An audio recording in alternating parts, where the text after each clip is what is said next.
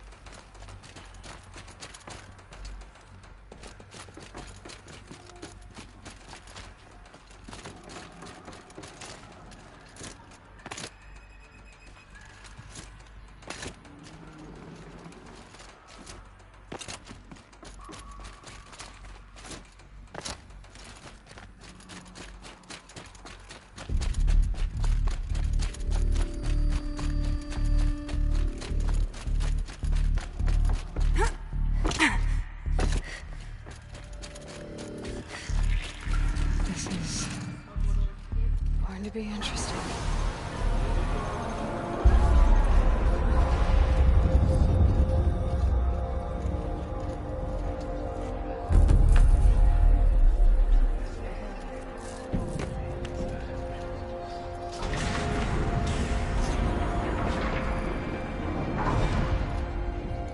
Aloy, forgive!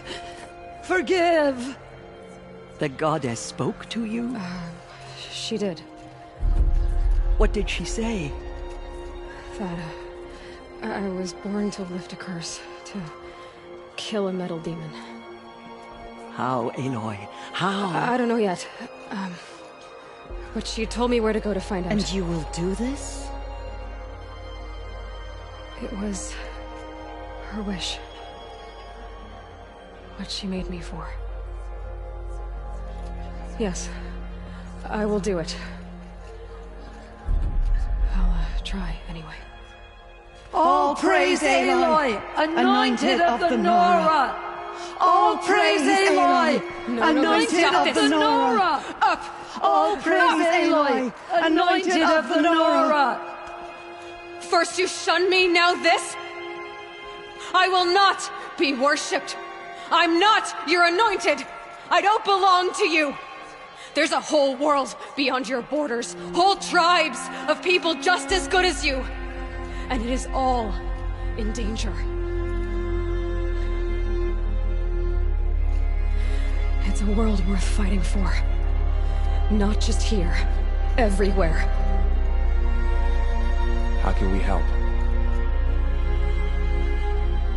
If you can fight, and you're willing, go to Meridian and wait for me there. As Aloy says, so it shall be. Nora! Make way for Aloy! That she may forge the path for others to follow.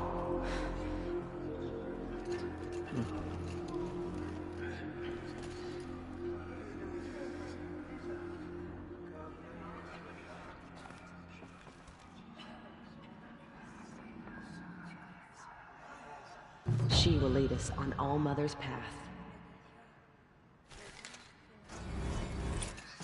All Mother spoke to her. It's true. Aloy, how kind of you to spend a moment with me before you depart. There can be no doubt now. You are a blessing made flesh, the will of the goddess incarnate. It's really not that simple, Teersa.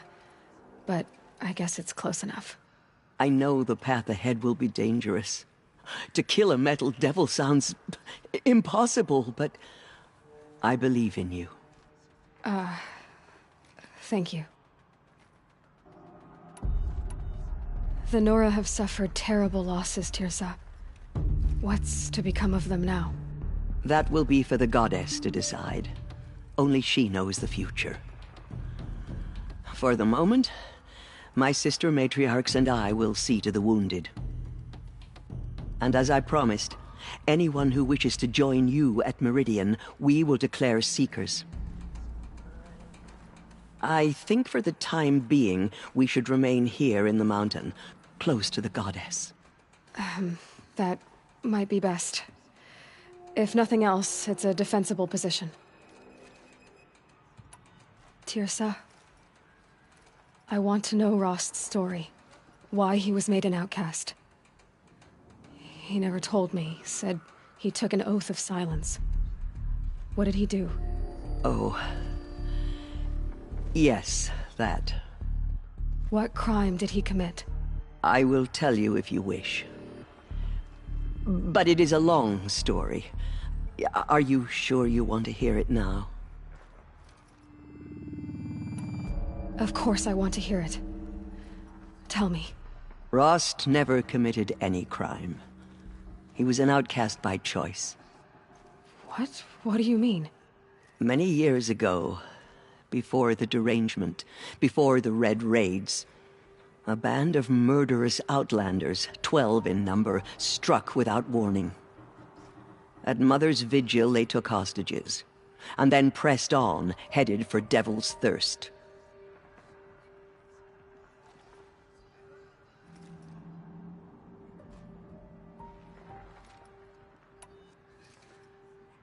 Mother's Vigil? Where's that?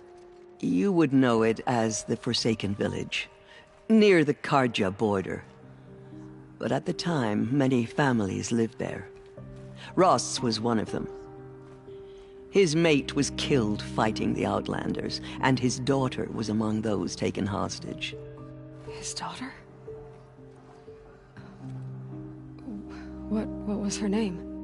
Alana. She was just 6 years old.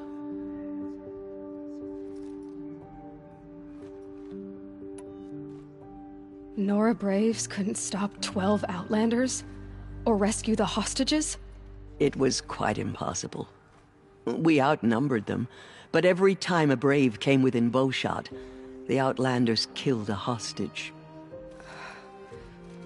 What did they come here to do? That was never discovered. We couldn't track closely enough to observe them. We know they camped beyond Devil's Thirst for 2 days. There were reports of strange noises. And then, as suddenly as they came, the Outlanders made their way back to the border and disappeared. What happened to Rost's daughter? She was killed? Rost was one of the Braves who tracked the Outlanders, keeping his distance. There were 6 hostages still alive when they reached the border. Alana among them.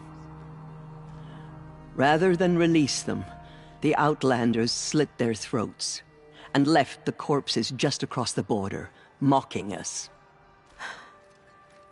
Why? Cruelty. They knew the faithful Nora would not leave the sacred land to collect the bodies, let alone pursue them. They thought themselves safe from our vengeance. Are you saying that Rost went after them? That he became an exile? No. Rost was beside himself with grief, but even so, he would never have broken taboo. Then what did he do? He called upon the most terrible and secret rite of the Nora tribe. He begged to be made a Death Seeker. A Death Seeker? What is that? One who dies to go seeking, and in seeking, brings death to others. The ritual drags the spirit from one's body, releasing it to All Mother's care. The heart beats, the mind thinks, but the spirit has moved on. I don't understand. Rost went after the Outlanders, but his spirit never left.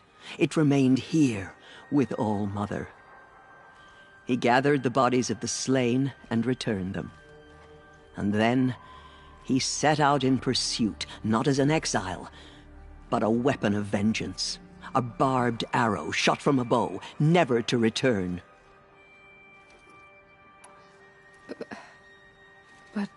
Rost did return. Yes. A full year later. And terribly wounded. He collapsed at the border of the sacred land. A hunting party came upon him. He was delirious. In agony.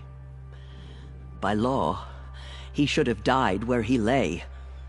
But one of the hunters broke taboo, and reaching across the border, she dragged him to our side. Who was she? A who'd lost a mate and 2 sons, further even, into the Forbidden West. The last he killed nearly got the best of him. Wounded, he stumbled and crawled back to us, hoping to die as close to the sacred land as he could. He never expected nor asked to be dragged across the border and nursed back to health. That was done to him, leaving us, the matriarchs, in a difficult position. Why couldn't you just welcome him back? Rost had been made a Death Seeker, Aloy. He no longer had any place among the tribe. By law, he should have been driven back out. But we couldn't bring ourselves to do that, so we offered a compromise. You made him an outcast. Yes. We offered to do so on the condition he never speak to anyone of this exception. After all he did, all he suffered, to be declared an outcast was his reward. Rost was overjoyed. He never expected to live another day in the sacred land, let alone the embrace, so close to the goddess. He resolved to spend the rest of his days in solitude, and was happy to do so. But then you found me, and gave me to him. Yes. Another compromise. The matriarchs feared you, and would not let you be raised by the tribe. And so we turned to Rost. I knew that he would take care of you, bring you up, teach you to worship All-Mother and respect the ways of the tribe. He certainly tried anyway. You took a man who'd lost his daughter and made him raise an infant girl? Doesn't that strike you as callous? I'm inclined to think the course of events has shown the wisdom of our choice. And I'm quite certain that from the moment he laid eyes on you, he saw you as a gift, and never a burden. All right, Teersa, that's quite a story.